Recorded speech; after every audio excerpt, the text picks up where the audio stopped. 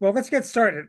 John Mhm. Fredland is the chair of Games Project and has really revived the activity. We're well into every week he gives us a couple uniform numbers to let us know how many we're up to now. What's the total, John, more or less at the It moment? was it was as of last week it was 5369. Looking at players who have had 69 as their jersey number is a really dire baseball reference page. I Not a don't single recommend Red it. Sox player has ever had 69 yet.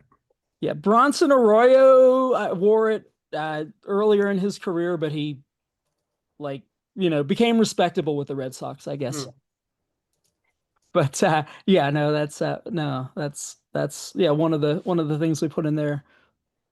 But hey, yeah, thanks for having me. You might have heard dogs barking in the background. We have a golden retriever and a mixed breed, and in the evenings when people walk their dogs here, it's pretty hot this time of year in San Antonio, so people hold off until the evening to walk their dogs, and so like 6 o'clock onward, if we don't close the curtains downstairs, the dogs are barking at whoever goes by. It it sounds like there's an intruder, but it's probably a dog on the other side of the street. So so yes, but no, thank you for having me. I'm John Fredland. I've been chair of the Games Project Committee since late 2020. The Games Project itself has been around since 2014. So I've been committee chair for about half of our history, and we've been around in turn probably about half as long as the Bio Project, but I see kind of similar missions and some differences, but similarities. But with the Games Project, I find it, and I see a lot of people who are involved in the Games Project. Some pretty heavily. I see you know a couple of our very regular contributors in Bill and Kurt, uh, our fact checking chief in Bruce Slutsky, our copy editor in Len Levin, Harrison Golden, who started writing for us last year and does phenomenal work.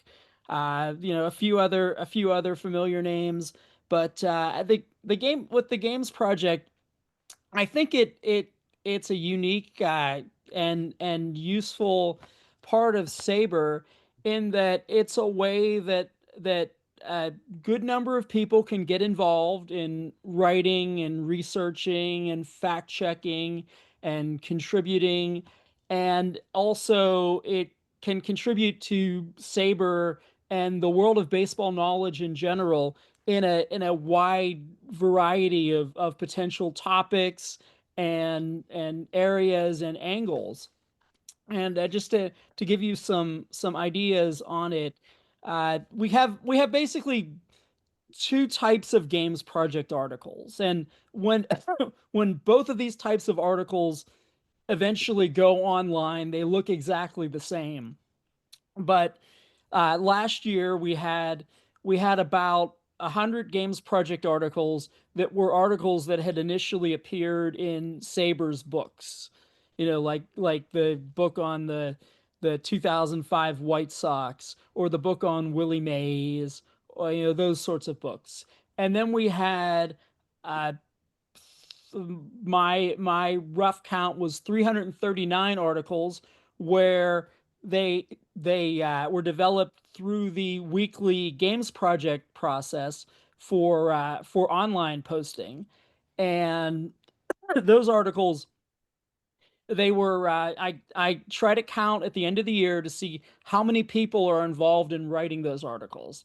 And actually, Bill Nowlin, I don't have the exact number, but Bill Nowlin wrote the most of those articles that were published, and Kurt, I think, wrote the second most articles.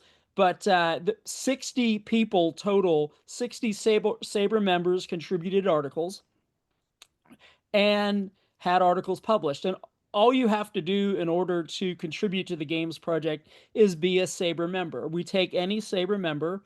And so this past year, excuse me, SABR members had articles published online in the Games Project. And we try to publish articles every week. I think there's 1 week out of the year where Jacob, around Christmas, where Jacob does not put out a This Week in SABR. And so that week there are no Games Project articles, but otherwise we have new online articles 51 weeks out of the year.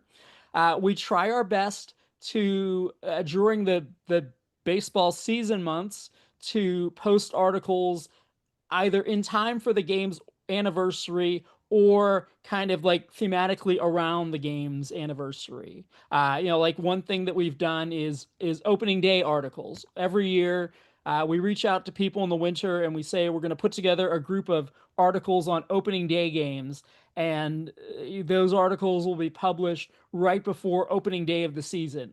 And by opening day, I mean the real opening day. There's always like a rogue opening day on the other side of the world, and we don't aim for that day. We aim for the opening day when everyone plays. But that's so we've had an opening day package every year. When we get to October, we try to put out World Series articles or playoff articles. So trying to fit it to the calendar as best as we can.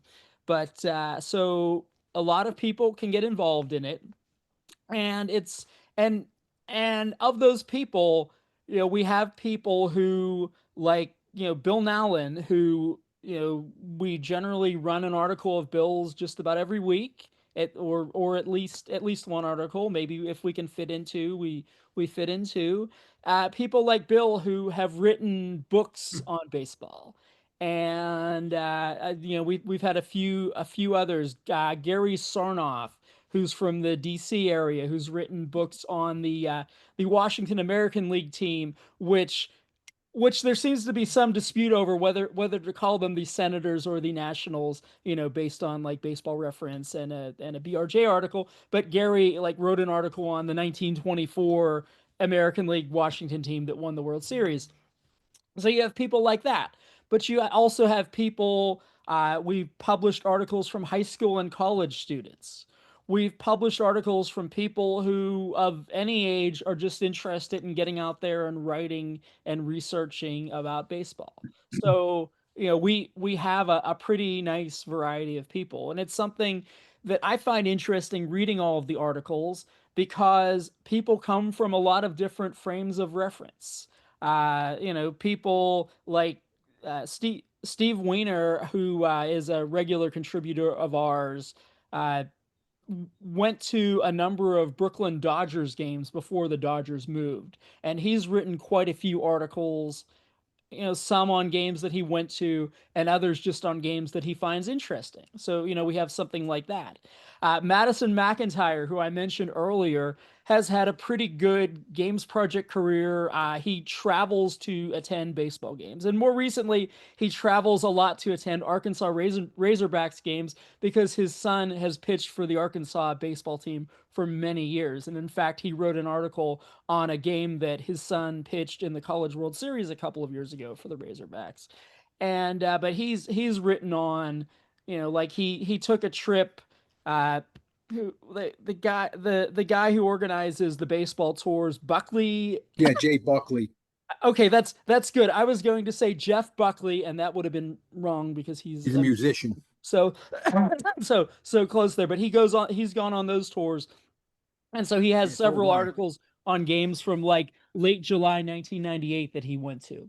We have other people. Tom Brown likes to write about Mets one hitters, and Lord knows there are a lot of Mets one hitters because he's like, oh, here are the two that Steve Traxel pitched in 2003. And I'm like, I had no idea that Steve Traxel pitched two two one hitters in 2003. And but I'm like, those games must have taken 5 hours if he pitched a complete game. But no, they're reasonable length games, and we put out those articles. So people have a lot of different interests, and the Games Project is a good way to nurture them, and it winds up reflecting those interests. Another one that I like that's come up recently is a guy named Dave Rader, who writes about games in the 1860s and 1870s, which we have some articles on games from those years, but not a ton. So it's nice to have somebody coming forward and writing about Joe Start hitting. I hope that you all got your overlooked 19th century ballots in by the other day, but like Joe Start hitting 4 home runs in a game. So it's a good way for people to come forward and write about things that they're interested in and have SABR's collection of articles reflect that. So then you also have that games are part of our charter is historically significant games. And you might look at that and say historically significant games, and like, Bill Nowlin might picture like a bloody sock, and you know, Jacob Pomrenke might picture like Steve Avery shutting down the Pirates in the 1991 NLCS, and those sorts of things. But then one of the nice things is that we take a very expansive view of historically significant. You kind of have to to bring an angle a lot of the times of what makes a game historically significant. You'll look at a game in like Retro Sheet and Baseball Reference, and sometimes it might be apparent like why this game is significant. You see home run Maris 61, and you're like, okay, I get why that game is historically significant. But there might be other games where the significance might not be apparent on its face. And I like looking at this past week we published 7 articles, and I think they're a good reflection of what the games project does as far as like what we consider historically significant, how people come up with ideas for games project articles, and just how the whole machine contributes. So, going down in chronological order on the articles, first article, Bill Nowlin, June 1st, 1901. It was Buck Freeman of the then Boston Americans becoming the first American leaguer, at least when the American League was a major league, to hit 2 home runs in a game. So that's something that it's a fact that while that isn't something that like is a household known fact, it's kind of obvious why that's historically significant, hitting multiple home runs in a game. The thing that I think is interesting about that article and why it exists is that Andrew Harner, who I see isn't on the chat, another regular Games Project contributor and somebody who works with article assignments, uh, proposed for his own initiative writing about American League games from 1901. He's written about some of them before, but he said, hey, this is the 125th year that the American League has been a major league. So, that's a milestone that we can write some articles and celebrate. So he's written a few articles, and he submitted another one to me today, and I look forward to reviewing it and getting it through fact checking and copy editing. But Andrew's work there inspired Bill to look for some Boston Americans games from 1901, and this was one that Bill submitted. So then the next article, is one actually that I did, May 22nd, 1925. Vic Aldridge, Pirates cool off first place Giants with 10-inning win. I grew up in Pittsburgh. I live in San Antonio, Texas now because I was in the Air Force. I'm a lawyer. I was in the Air Force JAG Corps for 20 years. I met a woman named Dawn at one of my assignments here, and we got together and got married. And she has at the time she had a couple of kids still in school. Now she only has one in high school from her first marriage, so she has to stay here. But I moved down here. But I grew up watching pirate games and reading everything that I could about team history, and so I like trying to draw some aspects of that into my own writing for the Games Project. And for this one, it's the 100th anniversary of the 1925 Pirates. And if you look at like pirate history sites, people grumble that, well, they're like, well, there's so much out there about the 1960 Pirates and the 1979 Pirates, but who cares about people don't seem to care about the 1925 Pirates, who might have been the most impressive champion of all of them. So I'm looking to try to write some articles about their games. And this one, the thing that struck me as significant, I know Dixie was talking about the New York Giants Preservation Society, and the Giants had won the four previous National League pennants before then. And one of the things that interests me is dynasties and like when did they go away and why did they go away? And this was the year the Giants had won four in a row, and there was a lot of early season coverage about, hey, they might have an even better team this year. And they started off by winning 23 of their first 30, and this was the 31st game and kind of when things started to turn. So the historical significance there. The next article, kind of along the lines of a decline from a successful season. Howard Rosenberg wrote about a doubleheader that the 51 Phillies, the year after the 50 Whiz Kid Phillies, the 51 Phillies, who did not do as well, played a doubleheader at Forbes Field and swept the Pirates by two pretty one-sided scores. But I think Howard also looked at it as kind of like the 51 Phillies hangover from 1950. So, it's significant in that sense. There's an awful lot of writing about the 1950 Phillies, but, here the Games Project allows you to see, well, what happened next? Next one, May 27th, 1955. Bill Nallon, one of the things that I really appreciate about his articles is that there are things that happen in Red Sox games that like are very interesting and like something that seldom happen in an overall baseball sense, but they might be kind of obscure overall. Who's it? Norm Zachin, who I must confess I was not familiar with, drove in 10 runs for the Red Sox 70 years ago last month. And there was part of the story that I was familiar with because Harry Aganis was their first baseman, and they had been kind of vying for the position, and he was in the hospital and wound up dying sadly. But this was like he drove in 10 runs in a game, and I like that Bill wrote this article to kind of put some meat onto that this relatively obscure player had this like, phenomenal game.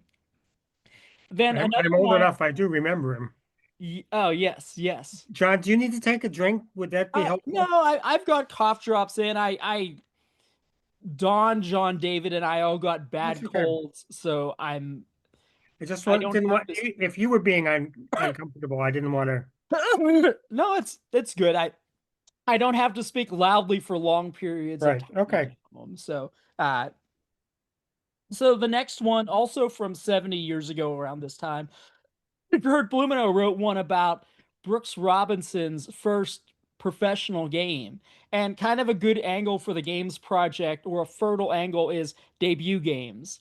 It's always interesting, in my opinion, to look at like how somebody first got into the lineup or how somebody first got onto their first team and how they were viewed when they first played. Brooks Robinson was a second baseman in this game. Who knew that, they had one of the greatest third basemen ever, and here he is at age 18 playing second base in Little Rock. Then two more. Uh, another one that's one of those where it's obvious why it's a historically significant game. Tom Brown wrote about Game 6 of the 2011 World Series, the game that ensured that David Freese never has to buy a drink in St. Louis. Why David Freese was cheered for years in St. Louis when he, even though he came back in a visiting uniform. He a triple and a walk-off home run to keep the World Series alive that year. And Yeah, I then speak by myself. what's that? No, it's okay. Yes, and then the seventh and final one was actually on a game from last year. So, we try to look at games through a historical lens. We look at like what people thought of a game when it happened, and we look at what's happened since then. Is there something that happened in this game that maybe the significance was known, only over time.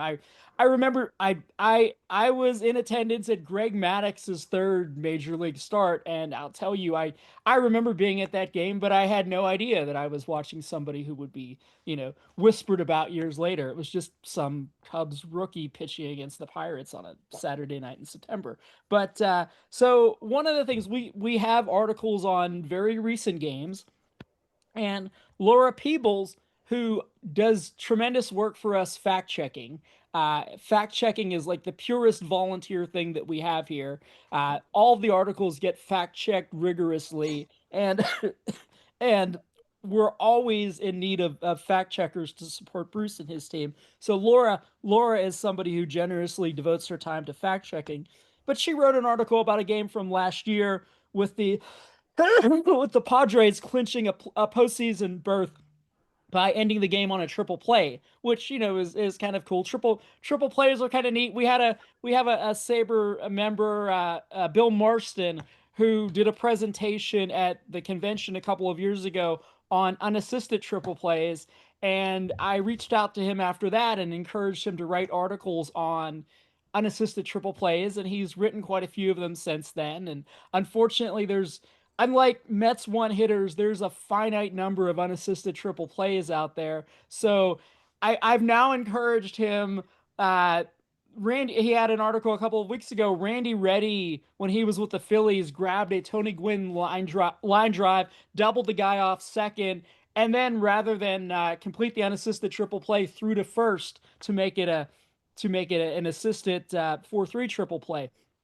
So Bill wrote an article about that game. But it's I think a lot of the, like, why working for the Games Project is fun and rewarding is that we have all these articles that have unique stories and unique genesis, and you go through different processes to make them strong SABR worthy articles.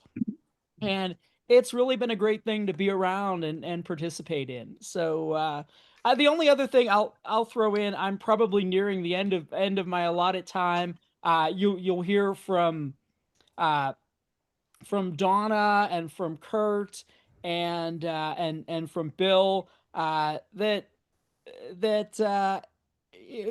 it's a we have a rigorous process of review. We articles come in, we read them critically, we give you vetting comments, then they're fact checked, then Len Levin copy edits every single article, and like even in my own articles, which I try to squeeze every error out of, Len always finds ways to make them better. But I view it as really a team effort to get these articles out there and have them be the best representations of what each individual author is trying to write, but also to represent SABR well. And it's a further thrill. Like there's a guy out in California named Tom Hoffarth, who every year reviews new baseball books. And it was really great to see. He did a blog post this year on the book that was about Jim Gilliam that came out. And in his list of links below the article, he said, check out this Games Project article that Howard Rosenberg of SABR wrote on a game when Gilliam had a walk-off steal of home to give Don Newcomb the win on his birthday. And it was just really nice to see something like that being out there in the world and being used. And we encourage that, and it's just a thrill to be a part of it. So that's all I think the time that I have. I'm happy to answer questions, and I'm happy to stay on the line until the others speak. But thank you very much. Thank you. I just want to say also, John, that as someone that has written a fair number of Games Project pieces, I appreciate the vetting comments that come back, because people like yourself sometimes have a different perspective than I did in writing the game. You have seen it from a different perspective and offer maybe a bigger picture at times, and your comments then essentially broaden the appeal of the the book. The first game project article I ever wrote, Mark Irmer and I each wrote one to try to start off Games Project. The first one I wrote, I don't know if it would pass muster today. It was about a Red Sox game, oddly enough, of September 3rd, 1991, which the primary significance of the game was that it was the first game I ever took my son to. He was 47 days old. My father was never able to tell me what was my first game, and I was determined to tell the story of my son's first game. And not only was it that, but when it was time to change his diaper in around the second or third inning, I went into the first aid room at Fenway Park, and they told me that they had just installed one of those fold-down diaper things that very day, and he was the first kid to ever have his diaper changed. So he is permanently embarrassed by my having written that in a Games Project article. But anyhow, let's move on to something a little more interesting. Donna Halper, would you like to tell us about some of the games you have written and how I'm not going to talk about the changing process, diapers, I'll tell you that much. No, well, that's okay. But take it away. but I was in the stands and I saw Ted Williams. I mean, that's got to be worth something. That was pretty amazing. Very quickly, I grew up in that era where girls were not supposed to be baseball fans. And unlike a lot of people who had like brothers or fathers or, third cousins who were baseball fans, I didn't. I don't know why I became a baseball fan, but I just fell in love with baseball and I still love baseball. And one of the things that helped me was the announcers. And maybe that's one of the reasons why to this day, whenever I get a chance to do a piece about a sports writer or a sportscaster or stuff like that, I think it's so important. I grew up listening to Curt Gowdy and Bob Murphy. Before Murphy became a Mets announcer, he was the sidekick to Curt Gowdy. They'd worked in Oklahoma together. And they just explain stuff in such a way that even a newbie like myself, could understand it. And I'm not saying that because, well, yeah, Donna, you're female. Of course you didn't understand. No, when you're new to anything, it's nice to have somebody that can help you to just get over. And that's why I like working for the Games Project, said Donna, making a nice, smooth transition. Because the people I work with have so much experience, okay? I mean, this is not a humble brag, okay? I've had a good career. I was a broadcaster. I was in, media for decades. I've written books, blah, blah, blah. But when it comes to this, what Bill said, it is so cool to have people give you another perspective on what you wrote, because a lot of times you're too close to it. You've written it, you've rewritten it, you've rewritten it again, you've rewritten the rewrite, and it looks fine to you, but then you submit it, and they're like, well, yeah, but what? And it's not nitpicky stuff. It's like things that could make the article better. And as a writer and as a former editor, I find that so useful, and I'm really grateful for that opportunity. So you were talking, John, about historical significance of games and stuff. And of course, with my media background, one of the things I worked on was the first Negro Leagues game to ever be broadcast on radio. Because everyone talks about the first baseball game. Well, I'm sorry, the Negro Leagues were baseball, but unfortunately, because of segregation, they didn't get the advertising support, they didn't get the attention, and it wasn't until 1942 that a Negro Leagues game was broadcast on the radio, August 7th to be exact, 1942. And I wrote about it for SABR, and I was delighted to write about it for SABR. And those are the kinds of things that I get a big kick out of. I like to tell the stories of games that are interesting and that maybe didn't get the attention some other games get. Like I do a lot of writing about semi-pro. And not just semi-pro as in, well, of course, today we consider the Negro Leagues major leagues, but back then they didn't. And as a result, they didn't get the attention that maybe they deserved. Okay? I'm going to talk about that in a couple of minutes. Let me see if I can do the little screen share thing and see if things work. If they do, I will be delighted. If they don't, I will be embarrassed. Okay, let's see if we can get this thing working. So let me just share something with you. A little bit about my own process. Can you see that okay? Cool. Okay.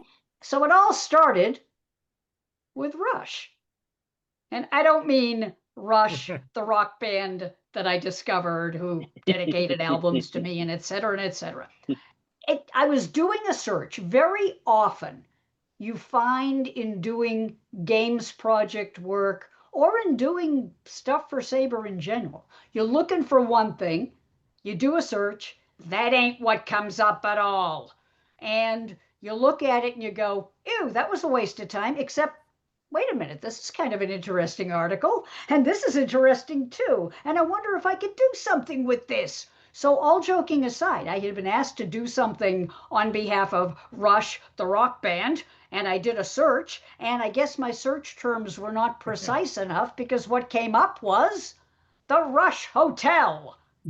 And I'm like, oh, the Rush Hotel. And I looked it up. And Birmingham, Alabama Rush Hotel, DM Rush, that's Dolly. That was Dolly Rush. Dolly was a businesswoman at a time when most women were not, okay? And she was the proprietor of a hotel that she co-owned with her husband, who was jokingly known as Uncle Joe. And the reason he was called Uncle Joe, he was just a glad hander. I mean, this guy, he was a salesman. He really wasn't, but he should have been, okay? And he was known for hospitality. He'd invite you in. He'd take you out to lunch. Everything he did was bigger than anything anybody else was doing, etc., etc. Of course, his hotel was the best in Birmingham. You couldn't find a better hotel. They had showers. They had showers. They had radios in the room, okay? This is not a joke. In the early 1920s, having a radio in your room meant you were a classy hotel. A lot of hotels in the early days of radio didn't have radios in the room, okay? And here we have a black hotel in a segregated neighborhood trying to put forward the message that if you're a musician, if you're a traveling black, entertainer of any kind, if you're a businessman or woman, we got a classy hotel for you. And Uncle Joe would go around the city of Birmingham just shilling for his and his wife's hotel. And the more I read about the guy, I'm like, wow, what a character. And it turns out he bought a baseball team. And he bought the Birmingham Black Barons. And of course, it was the best baseball team in the history of humanity because that's what Joe did. And sports writers are talking about Uncle Joe with his Stetson hat and his dog Fido, his little dog Fido, who went everywhere with him, and his cigar. And the guy was a character. So I was thinking, this has to be kismet. There has to be a reason why I found this in my search. And I decided I would look and see if there was a first associated with Uncle Joe Rush and his baseball team. And sure enough, April 28, 1924, the Birmingham Black Barons made their Negro National League debut.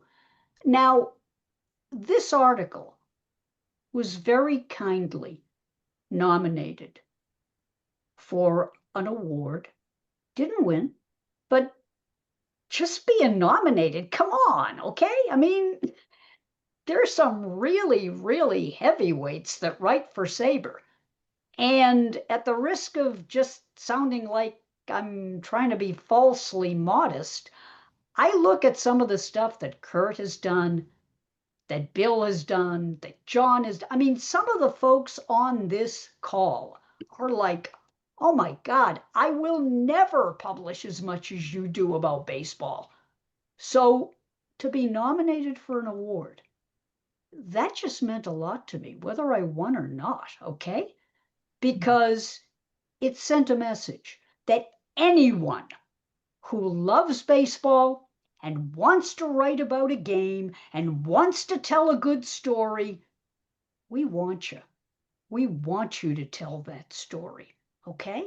So I started to research the Birmingham Black Barons opening day game. Now, I was very lucky, very lucky. A lot of the Games Project research that I do, bupkis. The local newspapers don't cover semi-pro. They rarely cover Negro Leagues. In some cities, they get no coverage at all. But in other cities, oh my God, it is like an embarrassment of riches. It's like everything I ever wanted. And that surprisingly was Birmingham. Birmingham was as segregated could be.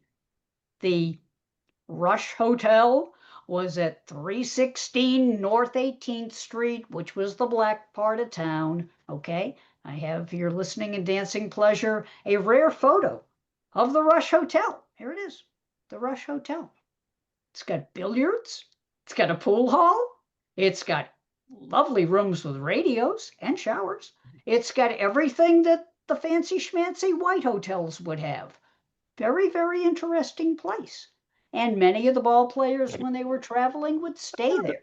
But what Birmingham had that a lot of cities didn't was a whole bunch of white newspapers that covered black baseball. Black baseball was incredibly popular in Birmingham. So popular that the coverage was remarkably respectful. I've read a lot of coverage where you're just sitting there in 2025 going, ew, can you say racist? But for the most part, the sports writers that covered the Black Barons pretty much covered them the same way as they covered the white team, with the same name except without black. They covered the Birmingham Barons and the Birmingham Black Barons with an equal degree of respect. That was unusual, but it also made my job a lot easier because I was able to find page after page of articles about the games. And I had very little trouble, okay? And I'm talking all the newspapers in town. You're talking about the Birmingham News. You're talking about the Birmingham Reporter, which was a black paper. You're talking about the Birmingham Post. Didn't matter where you looked. Oh, there was another thing. The Barons that year, the white team, not very good. And the Black Barons, everybody lined up so many people lined up to see them that they had to expand the section of Rickwood Field for the white fans, because the white fans were like, let us in here. Those guys never win a game. So a lot of people came to see the Black Barons. And of course, you had the reality of segregation, which was we wash only for white people. There was evidence in Birmingham of segregation every day. But at the ballpark, there were an awful lot of people that came out to see those games. They stood in line, of course, segregated ticket booths, because what can I say? But the Black Barons were so popular that people actually demanded of their bosses that they be let out of work early so that they could go to the games. And they did. The bosses were like, fine, nobody's going to get any work done anyway. So What's this got to do with anything, Donna? These are all elements of the story. One of the great things about telling a Games Project story, it's not just who won, who lost, who struck out. It's those little details like Uncle Joe and his dog, like Uncle Joe firing his manager like 2 days. They win the first 2 games and he fires the guy. And the white media are like, dude, what are you doing? But it turns out that Uncle Joe was a bit of a micromanager. He had managed the team himself the year before, and he really believed that nobody could do it better than him, okay? And anybody that worked with him ran into that same thing, okay? I mean, here we have Dizzy Dismukes, the man that, like, everybody liked Dizzy. I really like Dizzy because of another story I can tell you, which is when Dizzy became an executive with the Monarchs, he was the one that trained Willa B. Harmon. I know what you're thinking. Who? One of the things I write a lot about is women doing non-traditional things in baseball back when it was not considered fashionable, like women sports writers, for example. Willa B. Harmon, who began her life as Willie B. Harmon and hated it. Willa B. Harmon was an entertainment writer for the Kansas City Call. She liked baseball, but didn't feel comfortable enough to write about it. She was just a fan till she met Dizzy Dismukes. Dizzy apprenticed her into the game. He taught her the game. He taught her how to score. She went on to become a widely admired baseball writer. Donna, what's your point? My point is, everybody liked Dismukes, and he couldn't get along with Joe Rush. Okay? Nobody could get along with Joe Rush. Uncle Joe may have been very hospitable, but you didn't want to work for the guy. And an awful lot of people didn't. And one of the great things about the Games Project is it gives you a chance to put in those little details. You can find out what the weather was, because maybe the weather had something to do with the game. You can find out how the crowd was. Maybe the crowd had something to do with the game. Okay? You can find out all kinds of little details. Mule Settles. Oh, everybody that year loved Mule, except the newspapers couldn't get his name right. They kept calling him Mule Sellers. On the other hand, that wasn't just restricted to him. We find that a lot of the box scores have about 19 versions of how you spell people's names. But there again, that's part of how the story was told. Certain players really rose to the forefront. Mule was one of them. Okay, 1924, he was mostly a left fielder at that time. He hit .318. He got a lot of clutch hits, but even then, and this is where we get the intersection of what society expected from Black players. Even then, Mule was expected to do clowning. And he did. Because you were expected to. And a lot of the Black players at that time were expected to do those clown routines, even though they were talented athletes. I'm going to talk more about that in a minute or two.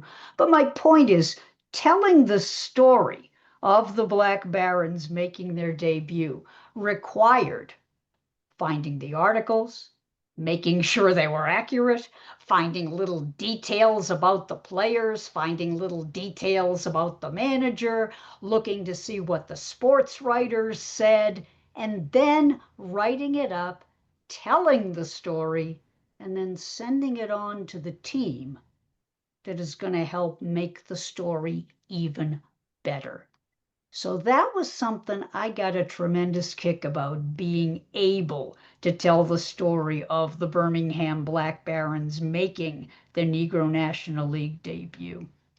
But let me take you to my most recent article, if I may. And let me take you to New Bedford, Massachusetts.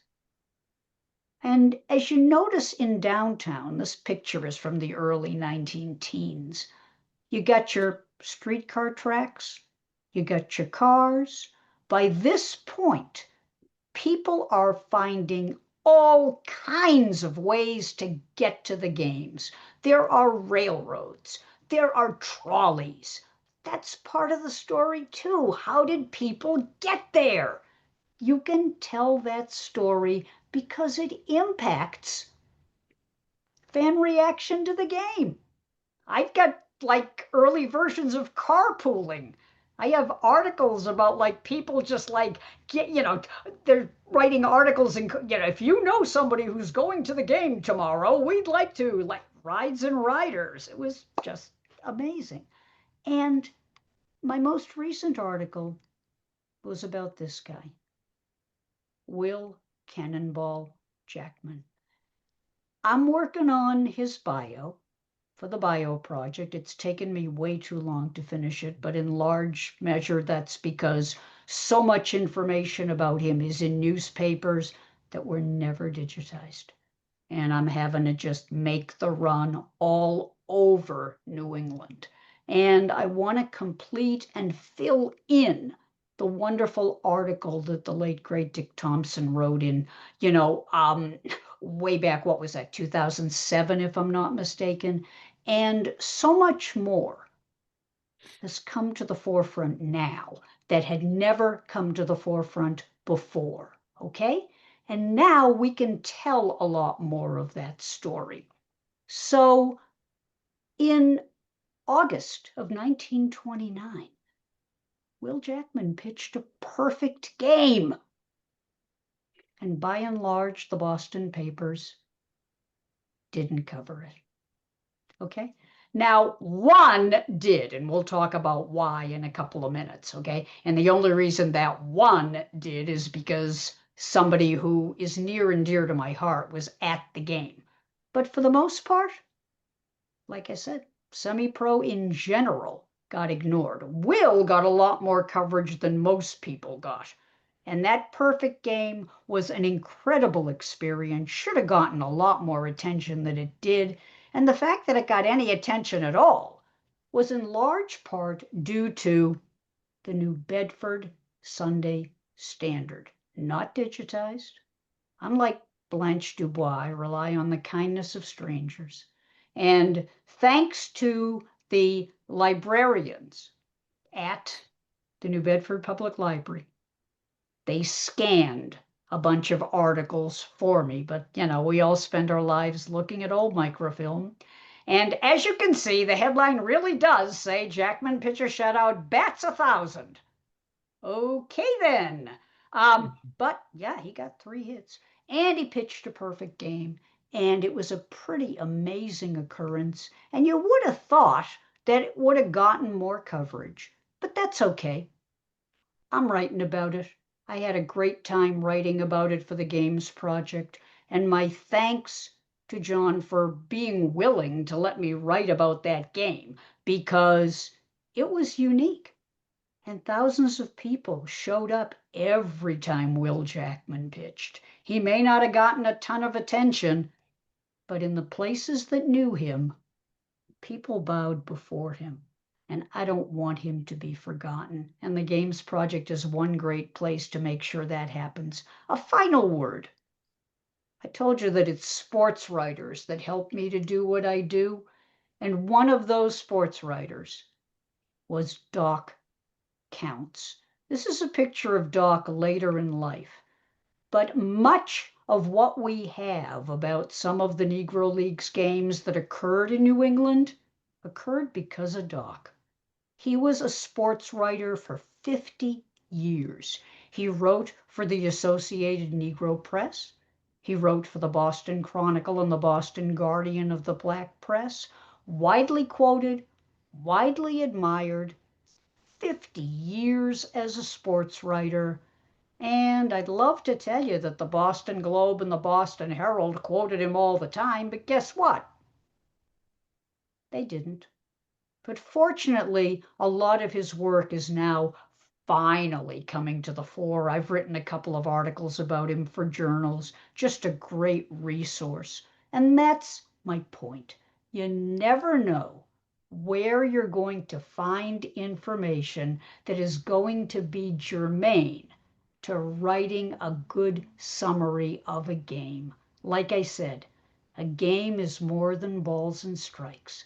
A game is more than who won or who lost. A lot of times, a game is about something unique, about the people that were there, about the people that experienced it, and about what we should remember today to make sure that game lives on and that we are able to tell that story. Thank you. Thank you. And I turn it over to Kurt. Actually, before Kurt starts, let me mention one other event, and maybe Joanne could add a bit on this too. There's another Boston chapter related thing happening on June 11th, next week. The first night game in baseball was played in Hull, Massachusetts. And through SABR's local grants program, the organization, the society, has funded the creation of a plaque, which has been installed and will be formally introduced at an event just next week. Joanne, are you able to tell a little bit more about that? Well, yes. Herb Korean. Yeah, exactly. Anyway, yeah, I'm trying to get up more of his notes. Okay. All right. Basically, the oh, where does it start? On June 11th. No, that's you. Okay, here we are. 11:30 on the side. Yeah, the itinerary for the first night baseball in Hull will be celebrated on June 11th at 11:30 at the site, which is at the intersection of B Street and Caddish Ave. Get out your GPS. Best for directions, local 02045, the restaurant across from the site. So look for that. The storyboard is up, according to Herb, and it's looking really great. And on June 11, they will install a separate plaque recognizing SABR's help. The Historic Commission of Hull has organized this event, which is meant to be a low key, so they can make it a big splash on the 145th birthday party on Labor Day in September. So it will probably be a second time around if we don't have a first. Yeah. So anyway, the Historical Commission has organized this event, and they will probably give out the bulk of the speaking parts. And the select board has been invited, as well as the town manager, so that all of the powers to be from Hull will be there. So, and as the expression is, go to Hull. Okay. Just go to Hull. Go to Hull. Yes, go to Hull. So anyway, unfortunately, I'm also, Bill's tied up on the 11th. Wednesdays are a tough day for me because I have only 3 things that day that I have to, follow up on. Unfortunately, none of them can be Hull. And so I can't go to Hull. Anyway, but if anybody happens to be down there, I would really appreciate it if somebody would stop by and help Herb Korean celebrate the first night game. I hope I can make it in September for the that anniversary event. Exactly. So, Kurt, why don't you take over? One of the things you have done, which really intrigued me recently, is you wrote you can describe it, a package of stories, but something you did for fun, basically. And take it away. That is kind of my guiding principle, I guess. It's some part of either fun and in a combination of just looking for stories I think are interesting that I haven't heard, which doesn't mean nobody's ever heard them or told them necessarily, because there are lots of people in SABR and they know a lot of things, but so I never assume I'm the first to dig something up, but I have found any number of games that I said, yeah, that's pretty cool. I'd like to write about that. See you, Bruce. But so I tend to work in terms of what I call seams, which I think of like seams of coal. You find a seam of coal and you dig in it. I find a theme and I work it, come up with multiple ideas from it until something else distracts me and I go in that direction instead. And one example I've done a lot of is players' first professional games. John mentioned the Brooks Robinson game. I've done Carl Yastrzemski's first, Dennis Eckersley's, Ed Kranepool's. I've done 5 or 6 of those. Go down into the low minors and find somebody's first game. So that's one example of like a theme or a seam that I work. And in this case, there was an email conversation between John and I and Gary Belleville, who I think is taking a ferry to some remote island as we speak, but who is very active in vetting and writing for the Games Project. And somebody mentioned that one of our writers had submitted a second game from a date that he'd already written on. You know, he'd written the Cubs Cardinals game from some day, and now he'd come back to the Indians Yankees game or something. And that gave me the idea, what if I picked one day in Major League history and wrote up all the games, the complete slate of games, just pick a day. I might get there. Yeah, Bruce Slutsky is a suggestion. I might work my way there. But so I wrote up a full day's, so I liked this idea. I don't know if I am the first to do it. It occurred to me, technically, anybody who has written an all-star game or a World Series game has written the complete slate of games for that day, because there is only one game on those days. There's no easy way to find out with 5,300 articles if somebody's done it for a multi-game slate. It doesn't really matter. That's just kind of a curiosity, whether it's been done. But and I thought about what date, considered my birthday. I don't really want to publicize what day I was born, so I didn't do that. But I ended up settling. I looked at a couple of days through Retro Sheet, and I settled on May 12th, 1915. Happens to be one of my grandfather's birthdays, which was a little bit of a connection to keep me interested. I also have an interest in the Federal League. I'm not an expert by any means, but I'm interested in the Federal League, and there was a Federal League game that day, so that fed my interest. And there were 8 games played that day, which seemed like a good number to do, a good solid load of games. It turned out I later found out there were 4 games rained out that day, which made my job easier in the long run. But there were 8 games that were played, and I was able to write them all up, and they've all been posted. I didn't really focus on the games before I picked the date. I lucked into some interesting games. May 12th, 1915 was the day that Red Faber for the White Sox pitched what is commonly credited as a 67 pitch complete game, which kind of entered his legend. So that was an interesting one to write up. And I found out while doing it that the source was kind of dubious. There was a kid in Washington, DC, which was not where the game was, who was operating a scoreboard, like one of those out-of-town scoreboards for people to watch. And he was getting fed information on each pitch, and he allegedly had tracked it.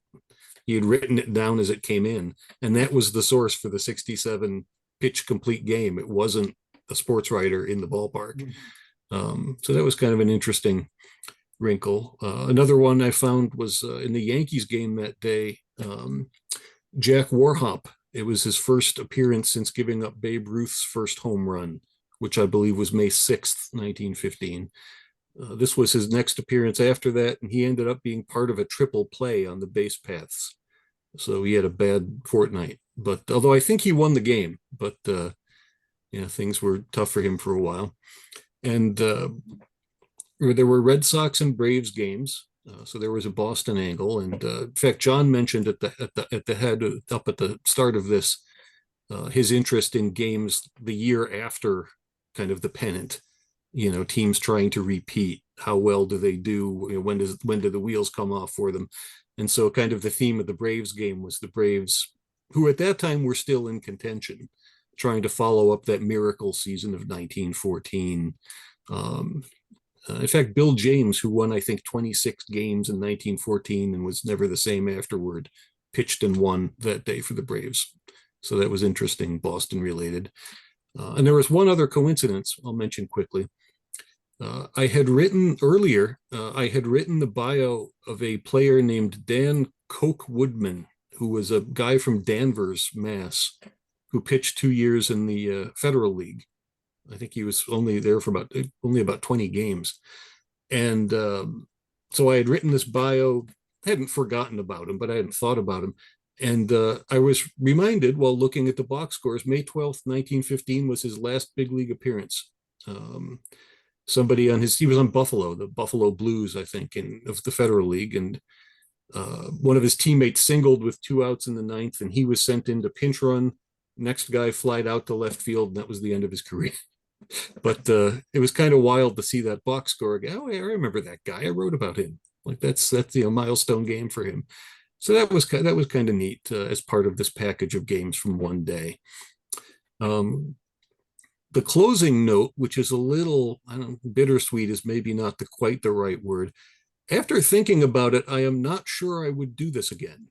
And the reason is, I mean, I could have thought of this if I'd thought it through in advance. If you pick a random slate of games, such as one day's worth of games, you will almost certainly encounter a couple that have no real deep historical context. I mean, you'll find something in it, but not like real, and the players don't connect with you. And maybe if I had picked something from my lifetime, I would have been less susceptible to that. But I think there were probably 2 games in my package of 8 that I kind of say, I mean, I can do something with these games. I can do them justice, but they don't like stir me. They're not somebody on the way to making history. And also, the Games Project has, to some degree, limited vetting and fact-checking resources, and I felt kind of bad afterward that I'd sent 2 stories. I'd used people's time to run these stories that, again, didn't really move me, just to sort of fulfill this artificial construct of a package. So, and I think, so it doesn't mean nobody could do it. Like, for instance, if there was a person who, was really interested in the 1980 season, and they had the full set of Topps cards from 1980, and they had the 1980 World Series on DVD, somebody like that could probably pick a day from 1980 and just really nail all those games, because it would have a resonance to them. But to sort of really go fishing, you do kind of risk, finding things that you don't necessarily have a resonance with, that that you end up that you need to write to finish the package. So I mean, that's not necessarily a bad thing, but it was sort of an interesting twist in the whole saga. I sort of realized it at the end, but it was an interesting thing to do, and that is the kind of thing you can do with the Games Project. I mean, it's not something I don't think a first-time writer should do. You'd want to do a couple first, learn the ropes, and then consider a larger project. But it was interesting to do, and I appreciate John and everybody, putting up with it and working with it. But so that's my story. That's just kind of one of the interesting things you can do if you via the Games Project. I thought it was a great angle to take. Thank you. We've all been to games where, okay, it was just another game, Mhm. but it's just one element of documenting history. Yeah. And like I said, I did find something. There's always something. It's just, sometimes there's more something than other. Yeah. I'd say I also enjoy those articles because 1915 is a season that we don't have necessarily the best collection or the deepest collection of Games Project articles. So it was just good to get some other players and teams involved. I'm like, oh, a game involving the St. Louis Browns, there are some teams that don't get covered as much because it just doesn't fit within someone's beat, or there are some years or eras that don't get covered as much. So, I appreciated it from that angle. Plus, you do pretty good quality work. So it's good to have 8 good quality articles. Thank you.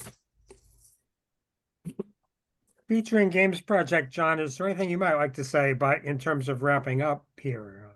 Oh, I'd say it's good to hear like the diversity of Games Project experiences, like that you could be like Bill and have an article in every week. You could be like Kurt and do deeper projects and other veins, or Donna who contributes maybe 2 or 3 articles, but they're like really good articles that are on things that nobody is writing about. Like with Donna, the article that she talked about that was up for the award. There was a lot of talk that was in 2024, when there was a lot of talk about uh, Rick Whitfield and there being a game, a National League Yeah. game played there. And to have, for the 100th anniversary of it, not just something that said, hey, the Birmingham Black Barons played there, but that kind of looked at it as this is a game and how it was, how it, how it was experienced in its time as best as we can nowadays. And then what was the longer historical tale on it. I think that was really valuable because I don't think that, maybe sometimes I see articles existing in the paid journalism or paid research world that resemble our articles as secondary sources, but a lot of this is just going out and doing research just because we're interested in something, and it's what we love, and we write it, and it's great to have something like that. Although the one thing that I would say, Donna, from reading your headlines of the games, one thing that I did not realize was that Rick Monday was active at that time and that he took on the entire Black Barons. I think that's a great headline. I know Rick Monday's professional career lasted for a long time, but I didn't know that he was playing against the Black Barons in 1924. That is a really good, like, unintentional, they play at Rick Monday. I'm like, that's brilliant. So Yeah, I saw that, Rick. yes, I mean, he saved a flag, he broke Canada's heart, and he took on the whole Black Barons in 1924. Well, thanks very much, everybody. I hope Yes, to thank you. see several of you at the Southern New England chapter meeting this weekend on Saturday. Anybody that can make it, and we'll try to get another live Boston chapter meeting together Mhm. before too long. Mhm. We'll keep you posted on that as well. Great. Thanks, everyone. Thank you. Thank you. Have a Thank good you. night. Thank you so much, Okay. everybody. Thank you. Take care.